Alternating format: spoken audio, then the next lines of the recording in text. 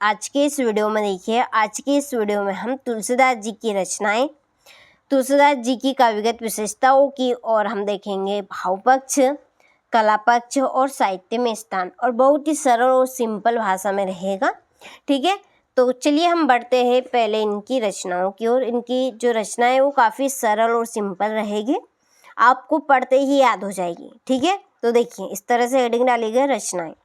पहली रचना है और सबसे बड़ी और सबसे पहली इन्होंने रची थी वो थी रामचरित मानस।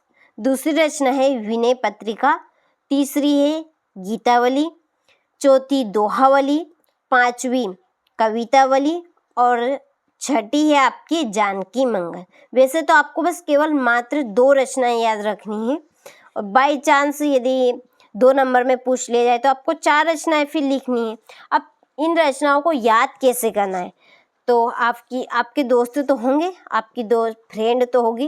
तो देखिए 3 फ्रेंड के नाम याद रखिएगा। कौन कौन सी? कविता,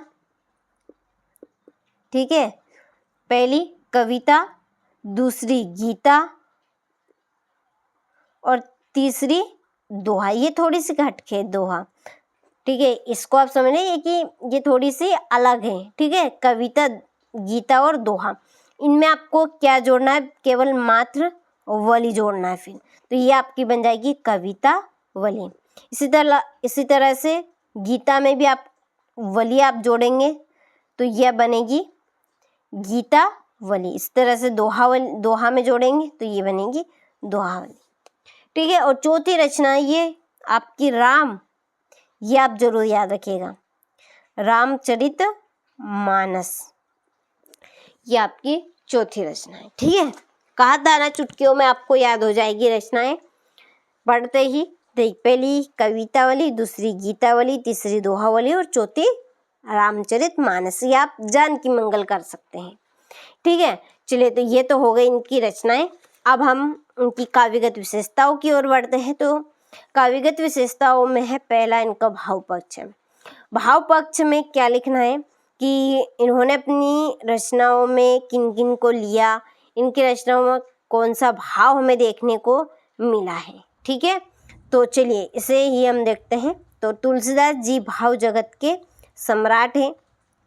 ठीक है, और उनकी रचनाओं में धार्मिक, सामाजिक एवं दार्शनिक भाव का सागर लहराता है। इनकी रचनाओं में धार्मिक, सामाजिक और दार्शनिक भाव का सागर लहराता है, और ये भक्त कवि के साथ साथ समाज सुधारक भी माने जाते हैं। ठीक है, ये एक लेखक तो थे, लेकिन ये समाज सुधारक भी थे। ठीक है, इनका जो भाव था वो समाज के प्रति भी था। ठीक है, समाज को सुधारना, समाज में नई नई चीज़ें लागू करना। ठीक है, तो तुलसीदास जी भाव जगत के सम्राट हैं, और इनकी रचनाओं में हमें धार्मिक, सामाजिक और दार्शनिक भाव का सागर देखने को मिलता है। ठीक है, और ये भक्त कवि, ठीक है, ये भक्त कवि के साथ साथ एक समाज सुधारक भी रहे हैं। ठीक, ये इनका भाव पक्ष हो गया। अब कला पक्ष में हम क्या लिखेंगे? तो कला पक्ष में इन्होंने अपनी रचना कौन सी भाषा में लिखी ये देखेंगे, और इन्होंने कौन कौन से रस, कौन कौन से अलंकार, ठीक है, और कौन कौन से छंद का उपयोग किया है अपनी रचना और अपने काव्य में, ये कला पक्ष में हम पढ़ेंगे। ठीक है, भाव पक्ष में हमने क्या देखा कि इनका भाव कैसा है, इन्होंने अपनी रचनाओं में कौन सा भाव लाया है। ठीक है, ये हमने भाव पक्ष में देखा। अब हम इनकी कला पक्ष में पढ़ेंगे, इन्होंने अपनी रचनाएं कौन सी भाषा में लिखी। ठीक है, इन्होंने अपने काव्य रचनाएं में कौन से रस, कौन सा अलंकार, छंद का प्रयोग किया है। ठीक है, चलिए, तो देखिए तुलसीदास जी ने अपने काव्य में ब्रज भाषा तथा अवधी दोनों ही भाषाओं का प्रयोग किया है, तथा इन्होंने अपने काव्य में दोहा, सरोठा छंद आदि का भी प्रयोग किया। ठीक है, जो तुलसीदास जी है उन्होंने अपने काव्य में ब्रज भाषा, अवधी भाषा, इन दोनों ही भाषाओं का प्रयोग किया है, जैसा कि मैंने अभी आपको कहा था। ठीक है, इन्होंने अपने काव्य में दोहा, सरोठा, छंद आदि का भी प्रयोग किया। ठीक है, तो ये हमने कला पक्ष में देखा। अब देखिए इनका साहित्य में स्थान। साहित्य में स्थान काफ़ी सरल और एक लाइन का, इसमें आपको 100% नंबर मिलेंगे। ठीक है, क्यों? क्योंकि एकदम सटीक लिखना है, थोड़ा लिखा पर लेकिन सटीक हुआ तो नंबर मिलेंगे।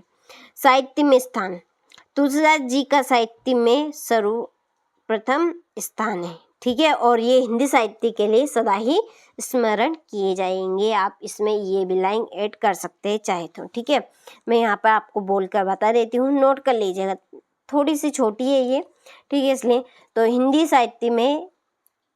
साहित्य इनको सदा ही स्मरण करता रहेगा। ठीक है, यह हिंदी साहित्य के योगदान के लिए इनको सदा ही स्मरण किया जाएगा।